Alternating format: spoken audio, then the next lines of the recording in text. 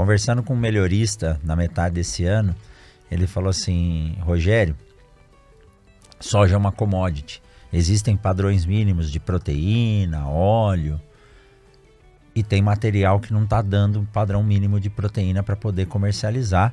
A gente precisa, às vezes, até fazer processo, talvez tirar a casca da semente para que naquele volume tenha a quantidade certa de proteínas. Então, sim, é uma crítica construtiva aos obtentores. Olhar a produtividade é importante, porque é a produtividade que mexe o negócio, que faz o negócio do agricultor rodar. Mas a gente tem que olhar o entorno, porque nada acontece sozinho, nada é um fator só. Então eu sempre mostro nas palestras uma corrente para falar: a agricultura é um encadeamento de processos. Então a gente tem que entender isso e olhar para esses pontos. Sei que são muitos materiais lançados, alguns chegam e não ficam. Era melhor que tivesse não digo um estudo, mas um teste em campo maior. Mas a gente está testando isso hoje. Então tem que abrir a propriedade e realmente tirar lá uns 10 hectares para testar material, né? Dentro da AgroSoja a gente cuida muito dessa parte de testar antes de botar no portfólio, né? Então, só para trazer um exemplo, a gente tinha 18 materiais, eu acho que seriam testados novos, né? Baixou para 15 por causa que a Lagoa da Confusão lá deu confusão. Para quem não conhece, a Lagoa da Confusão é um local onde é produzida semente, Lagoa da Confusão, Formoso do Araguaia, no Tocantins. É produzida a semente no período do inverno, né? Então, eles aproveitam lá ser uma várzea tropical, alagada. Eles conseguem fazer toda a irrigação e com isso produzir a semente lá. O único lugar do Brasil, se eu não me engano, que é permitido fazer isso. Então os obtentores aproveitam aquele local para conseguir aumentar o número de semente básica.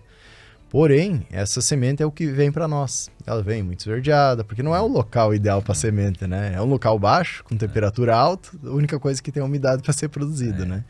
Então ela vem, porém ela pode ser plantada porque logo após ela é plantada. Então ela chega em coisa de 1-2 meses ela já é plantada. Então ela acaba não tendo aquela curva para baixo, né, de qualidade. Então ela pode ser utilizada.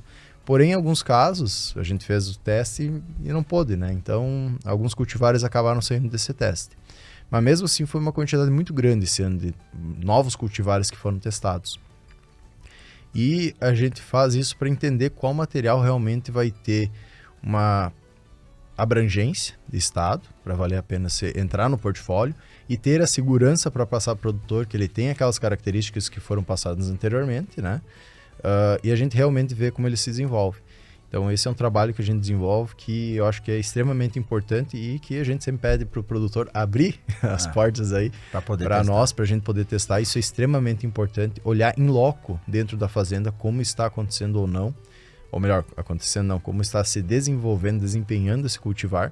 Só assim a gente vai saber os melhores cultivares que vão desenvolver aí para frente, né? Que é o que você está fazendo essa semana, rodando as áreas aí, vendo comportamentos materiais. E só para a gente...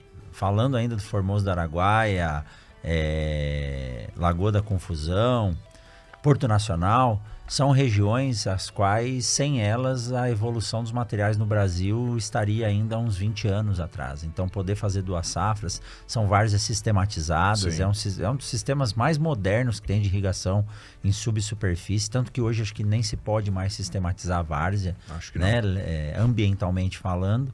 Mas a gente deve o melhoramento e muitos dos alimentos são produzidos graças a isso, né? Mas, Cassiano, mudando um pouco de assunto agora, você tocou 2 vezes no ponto de biológicos e inoculação. Eu recentemente estive visitando uma empresa que produz biológicos. Em breve nós vamos falar mais sobre isso aqui. Mas conversando com os pesquisadores de lá, eu acabei entendendo e aprendendo coisas que a gente não conhecia, e acho que é a primeira vez esse ano que eu venho falar assim daqui no podcast sobre esses detalhes. Assim, é um assunto que pode ser delicado, todas as tecnologias são importantes, mas um pouco da relação da inoculação sendo feita na semente ou no sulco.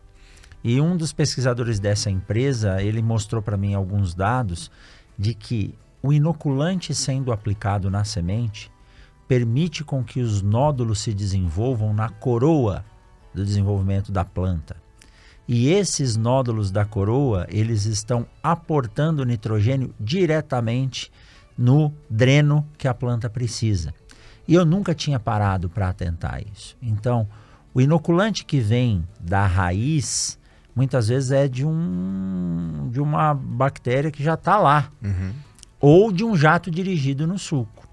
Então, o primeiro ponto é esse. A semente está com o inoculante bem próximo dela, faz uma diferença grande. Outro ponto, e aí eu já digo, esse pode ser polêmico, façam as críticas, a minha crítica é construtiva. Eu não estou dizendo que o inoculante no suco não funcione, pelo contrário, né? Como consultor, a gente aprende a operacionalizar o processo. Tem que usar o que o produtor tem. Tem gente que não gosta, tem gente que gosta. Mas esse ano em específico, eu observei sementes que geraram plântulas com dano por imbebição, ou seja, excesso de água, em áreas onde o jato estava sendo dirigido diretamente em cima da semente, porque a semente estava muito seca. E o inoculante líquido, 5, 10 doses são colocadas no suco, tem um potencial água muito alto. Então, será que esse inoculante um pouco mais ao lado, ou será que a complementação, você usar na semente e no suco também, não vai potencializar a sua produção? Por quê? Vocês já entrevistaram, já falaram com ela, eu já entrevistei ela também, a doutora Mariângela Hungria, ela diz, a inoculação anual, colocar todos os anos o reforço, né, daquilo que vai te fornecer nitrogênio. Te traz a inoculação 8% de ganho em produtividade na soja. Se usar o azospirillum, que não vai fixar nitrogênio, mas vai dar mais raiz para aumentar ainda a interceptação, mais 8%. Então, quer dizer, só inoculando são 16% de ganho. Para quem faz 60 sacos, imaginam que é 10 sacos a mais na área, né?